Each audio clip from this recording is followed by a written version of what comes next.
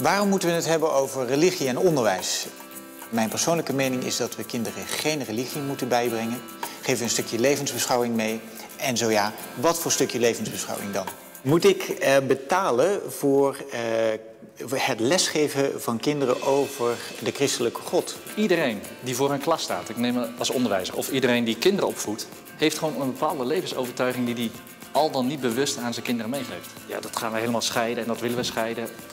Ik denk dat het gewoon niet werkbaar is. En B, het is gevaarlijk, want het heeft toch wat totalitaire trekjes. Zo van, er is blijkbaar iets neutraals wat absoluut het belangrijkste is. En mensen mogen dan nog een soort toefje extra wat verschillende soorten religies meekrijgen. Maar het beperkt de vrijheid van mensen heel erg in om naar hun eigen overtuiging kinderen te kunnen opvoeden. Ik denk dat we bij godsdienstig onderwijs een scherp onderscheid moeten maken tussen is het door de staat betaald of betalen mensen het zelf. En we hebben natuurlijk in Nederland die regeling sinds 1917 dat de staat religieuze scholen net zo financiert als openbare scholen. Maar ik denk dat die regeling verouderd is en dat gezien de secularisering het nu zo zou moeten zijn dat de staat nooit meebetaalt aan godsdienstlessen, als dat tenminste godsdienstlessen zijn in de zin van een bepaalde godsdienst als waar aan de kinderen brengen. Ook de godsdienstige mensen moeten dit vinden, want volgens de ene godsdienst is wat de andere godsdienst zegt onwaar. Dat laat open dat mensen hun godsdienstonderwijs in hun eigen godsdienst zelf bekostigen. Daar heb ik helemaal niets tegen. En ik vind dus, als je tolerant bent ten opzichte van godsdiensten, moet je van die godsdiensten ook tolerantie eisen ten opzichte van zowel andere godsdiensten als ten opzichte van atheïsten en andere levensbeschouwingen. Anders ben je oneerlijk bezig. In zekere zin is dat dus ook wat Dennett naar voren brengt. En misschien is dat dus wel helemaal niet zo'n gek idee. Dat je kinderen gewoon alles meegeeft. Ze mogen ook met alles kennis maken. Ja. En als ze dan vervolgens een levensovertuiging kiezen die hen past. Dat is nog een argument dat wij kinderen de vrijheid moeten geven om hun levensovertuiging zelf te kiezen. En dat betekent dat we ze in kennis moeten brengen van alle verschillende levensovertuigingen. Iedereen mag zijn eigen maf-idee hebben en die uitleven. Zeker. Dat vind ik inderdaad heel belangrijk. Maar volgens mij kun je best zelf een absolute waarheidsclaim hebben. En tegelijkertijd, dat heb ik ook, ik heb een absolute waarheidsclaim. Ik denk dat de christelijk geloof goed is zelfs voor heel veel mensen. En tegelijkertijd gun ik iedereen de vrijheid, principieel, om moslim te zijn, atheïst te zijn, agnost te zijn of welke variant dan ook. Ik zie daar geen enkel probleem. De tolerantie. Het tolerantieprincipe is lastig. Dat is een hellend vlak. Waar trek je de grens? En die grens is altijd arbitrair. Ik vind het altijd nog wel lastig om te zeggen van het geprediken bijvoorbeeld over het gezin is de hoeksteen van de samenleving en allerlei christelijke waarden waar je tot op zekere hoogte ook nog best mee eens bent als niet-gelovige. En tot op zekere hoogte ook eigenlijk gewoon met rust overgelaten wil worden. Ja. Hoe is dat nou, behalve gradueel, hoe is dat nou in essentie anders dan de moslim, bij wijze van spreken, partij die richting sharia wil gaan? Natuurlijk is dat ernstiger, dat laatste geval. Ja. Maar in beide gevallen heb je te maken met een levensovertuiging die opgedrongen wordt, ja, waarmee je wetenschappelijk niets kan. Je kan het niet sturen. Je bent het ermee eens. Maar dit geldt. Ik ben het met je eens hoor. Hier ligt een hele belangrijke vraag. Maar dit geldt natuurlijk eigenlijk voor elke politieke stroming. Dat geldt ook voor liberalen, sociaaldemocraten, SP, PVV. Ja, met dien verstande dat het dogma daar bespreekbaarder is. Dus je hebt misschien wel gelijk. Misschien is het een... Dat is de vraag. Bij de CPN volgens niet hoor. Nee, dus dat is waar. Nee, misschien is het wel hetzelfde, ja. Ja. En nu, dames en heren, zou ik heel graag willen dat u allemaal een duit in het zakje doet van deze spannende discussie over godsdienst.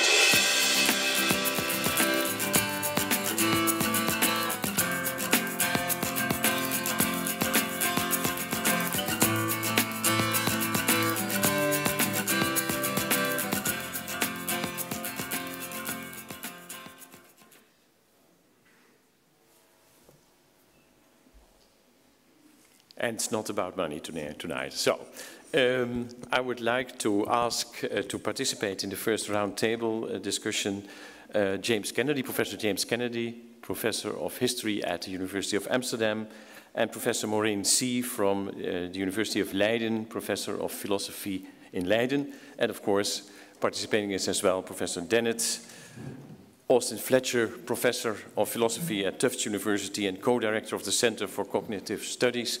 But today and this week, of course, the Erasmus Prize laureate 2012.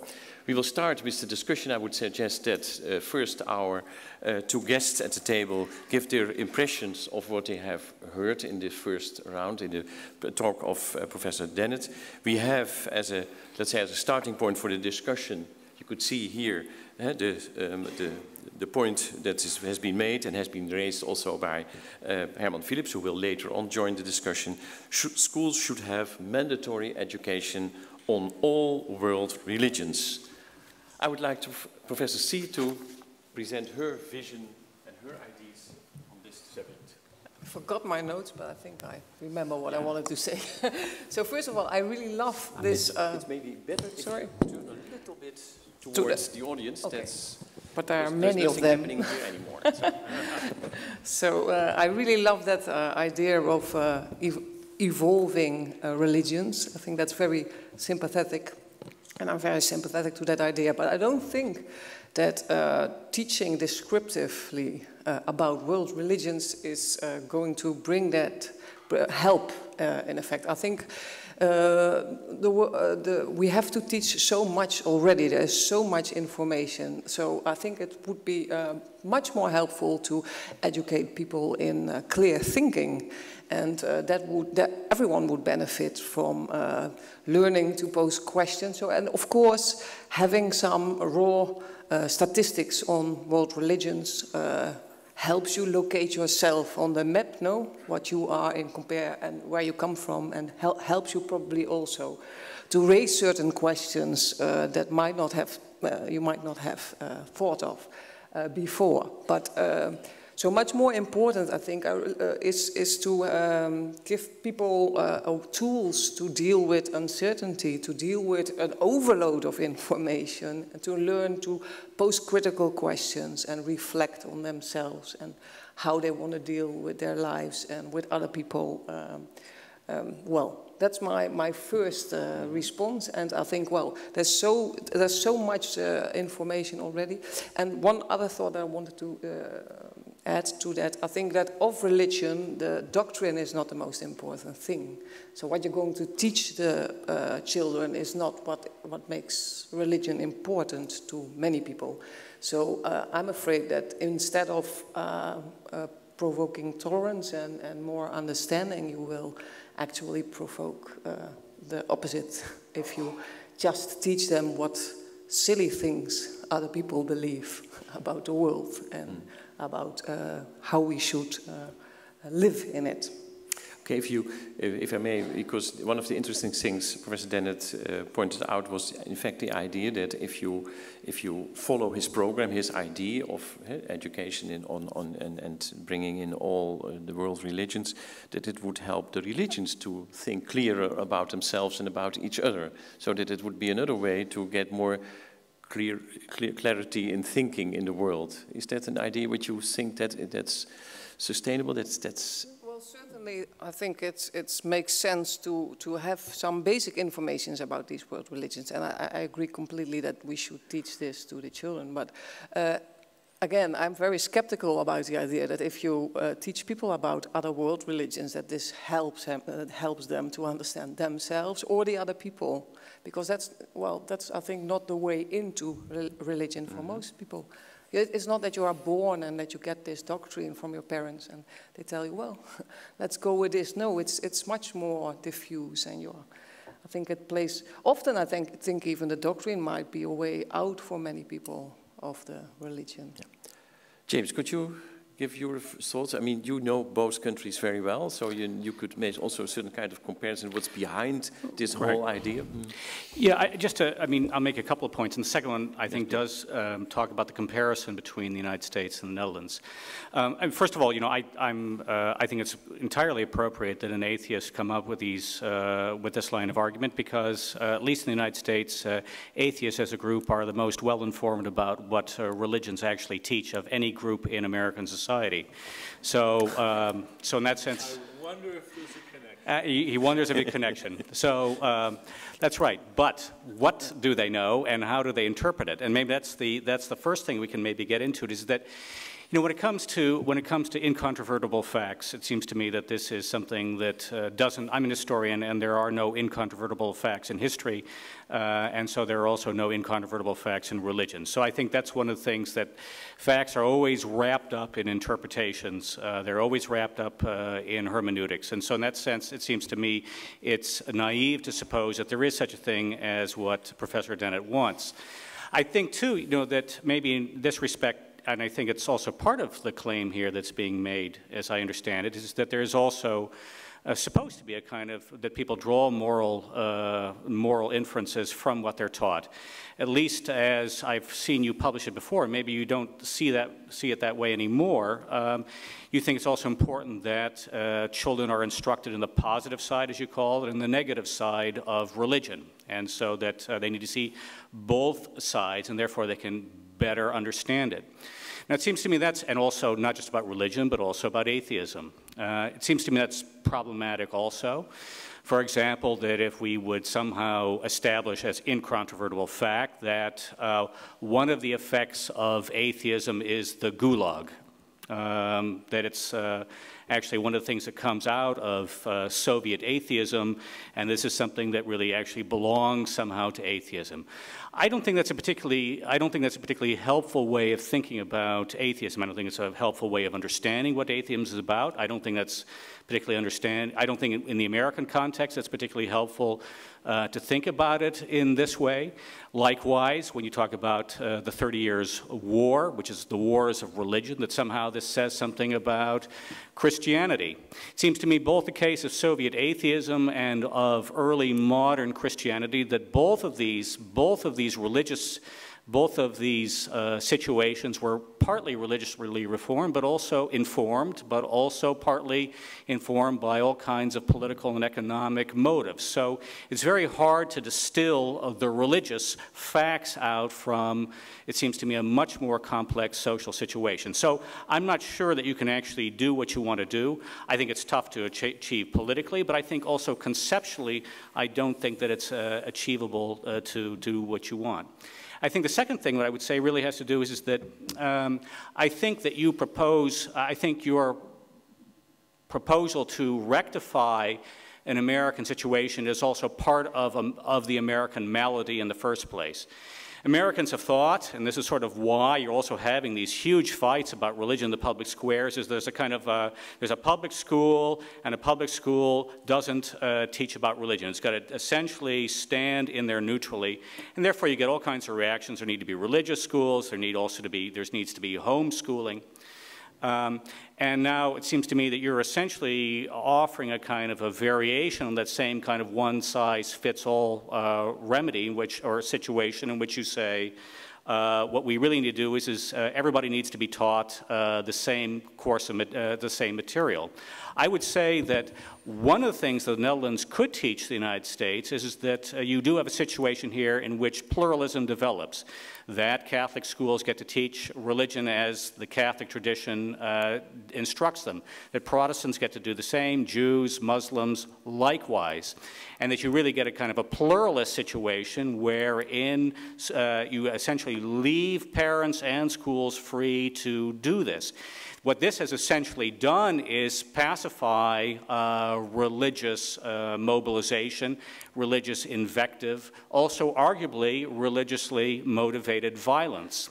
And it seems that's one thing that the Dutch have done. So I would say that what we actually need in the United States is a more pluralist model in which we essentially agree to disagree, whereby we come in that sense to think about our faith in a less jumpy kind of way. It seems to me what you're offering in the American situation is a situation which will essentially mobilize all sides to gear up for armed conflict so that they can essentially get their side of the story right. And it seems to me it's a recipe for all kinds of political or anti-religious or religious mobilization that is unhelpful.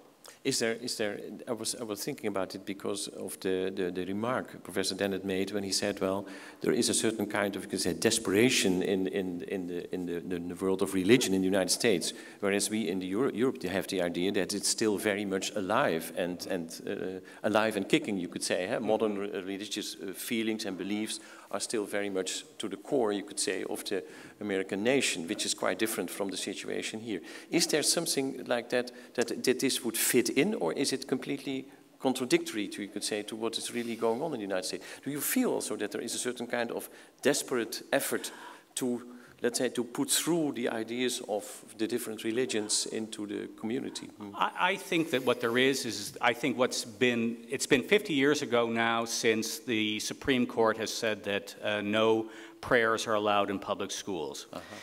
And that seems to me was the kickoff for another round, because in the 19th century there was also a round, but there was a kickoff for another round of conflict. Americans believe still by a large majority that prayer belongs back in the public school. And so what you see really there is a kind of fighting for, now, will there be room for faith in public institutions like public schools?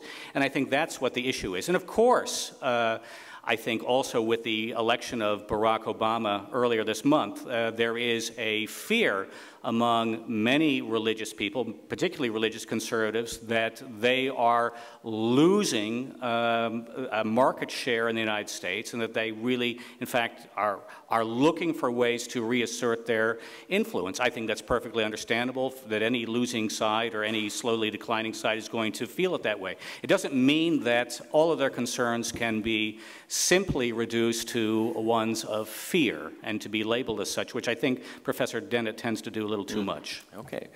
Time for a reply, I would say. Yeah, thanks very much. I disagree fairly sharply with a lot of the things that you've said, but let's get them out there in the open. I am not, first of all, just on a factual matter, I am not at all sure that you're right, that a majority of people are in favor of prayer in the public schools. You think yeah, there are statistics. It's been up until recently, it's up to 70%. I think it may be down in the 60s now. Well, maybe. I want to see exactly how that was worded. But in any case, in a way, it speaks to my point. Right now, as you said, basically prayer in the school is forbidden fruit, which makes it extra attractive. That's because the schools have interpreted the prohibition of religion to include a prohibition of even discussing religion, even informing people about the basic facts of different religions. I think we want to remove the forbidden fruit aspect by making it very clear. If you want to talk about factual material about religions, and you should, and we have a agreed upon curriculum, that should go forward, and that would take a lot of the drama out of it. In fact, there's evidence of that, for instance, in the United Kingdom, where this has been a policy, and in Canada, where this has been a policy. It's not that I'm making this up as I go along. There's some models that are working out pretty well. It is, as you say, going to be politically difficult. I relish the challenge of coming up with a political process where, let me just run a rough sketch of how this could go. Each religion is invited to compose a fact sheet about itself. These are the facts as we understand them. These then go into a process where all the religions simply consider whether they accept the fact sheets or whether they want to disagree. And I think your line about how, oh, there are no such things as incontrovertible facts, I think that's leftover postmodernism, and I don't believe a word of it. There's lots of perfectly good facts. Okay. And I will dismiss that postmodernist assertion that exaggeration every time I hear it. I just don't think that's true. I think we can, first of all, we're talking about years of schooling. I think there are some very fundamental historical facts that can be found in any encyclopedia that are never challenged, but that are not common knowledge, and that could be brought to the attention of 8-year-olds, 10-year-olds, 12-year-olds, 14-year-olds. We leave the difficult questions about the role of the Catholics in Nazism, the role of atheists in the Gulag, the role of anti-Semitism. We leave that for later when the children are older. Of course, I'm not proposing that we try to decide what the facts are about anti-Semitism and force that down into the heads of 12-year-olds. I think that's for later. But I think, if I may interrupt, I mean, maybe this is a point where you could react to the remark Professor C made, when she said, "Well, how would you do it? How is this program feasible? It's so much." Because you were quite detailed in what the people should learn, or what children should learn on this. Yep. Is this feasible that this is going to be introduced in a normal curriculum? I mean, it's already full, well, no, I guess. I think is that possible? Do you really have thought about that? That point is one that bothers me, because the school teachers of America are already burdened. The curriculum is packed. Mm-hmm. There's lots of other special interests that want to put material into the curriculum.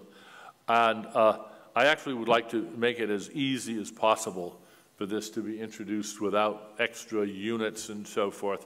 Just have a way of introducing a sort of steady diet of facts. Now, Professor C recommends, in place of this, more concern with critical thinking. Yeah. And I love the idea, of course, being a philosopher, but I have also, particularly in recent years, thinking about religion, come to appreciate what we might call learning by gentle osmosis. One of the most moving and impressive sentences to me in Ayaan Hirsi Ali's book, Infidel, was when she mentioned that her life was changed by reading a Nancy Drew mystery story, which isn't about religion at all. It simply gave her a vision of what a girl's life could be that she had never encountered before in her life. Now, that's not a question of critical thinking. That's not addressing propaganda or advertising or anything. It is simply factually informing somebody that there are these lives. And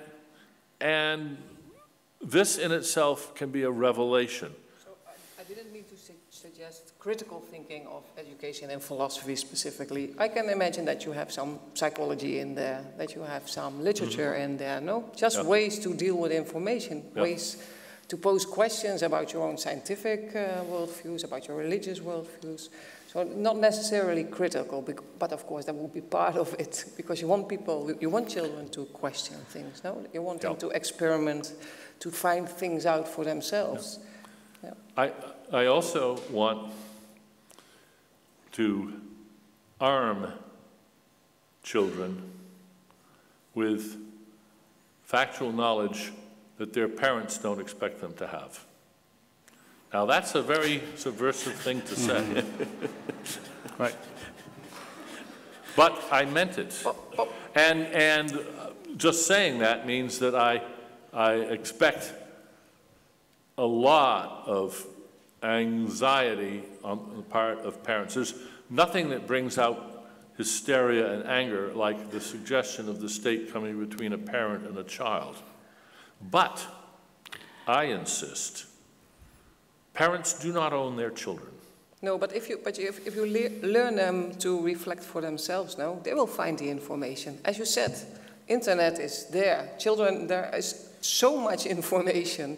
It is impossible even to shield them from it, no? Yeah. So I'm not sure. I think not everyone needs to be shielded. No? You may be right.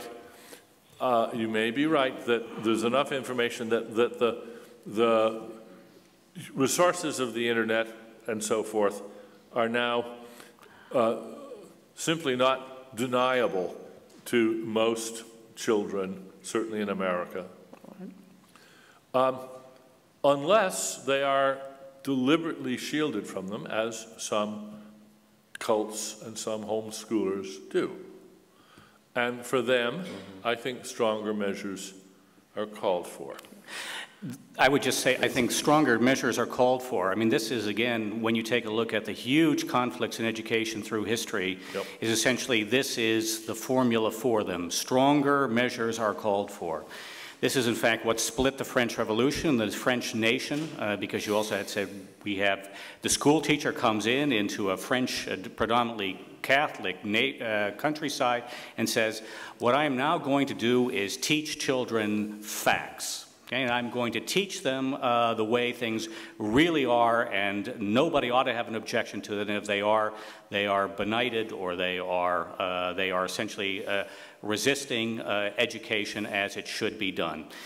And that led to a near civil war in France in the 19th century and the first part of the 20th century. It was a huge row. You can argue that with the French Revolution and even further. I think it's also made life unpleasant in Turkey with a similar kind of educational mandate.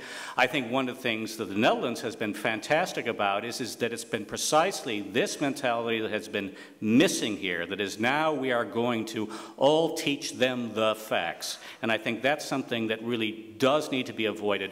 I think our country in the United States, the country we both share, is actually better served with trying to hold back the restraint to finally now teach people the facts as they should be presented. I think that's something that I think that we need to move forward in a different way in our country. Okay, thank you very much. We are going to end the first round, but I was wondering if the audience could tell us how they think about this, the statement that schools should have mandatory education on all world religions. Who is in favor of that position? Mandatory education on all world religions. Ooh. I've got a few. Yeah, you have got to, yes, absolutely, yes. Who is against it? Oh, it's a very small minority. Who would like to have more, that children should be educated in the art of clear thinking? Hey. Yeah, okay. I think I won.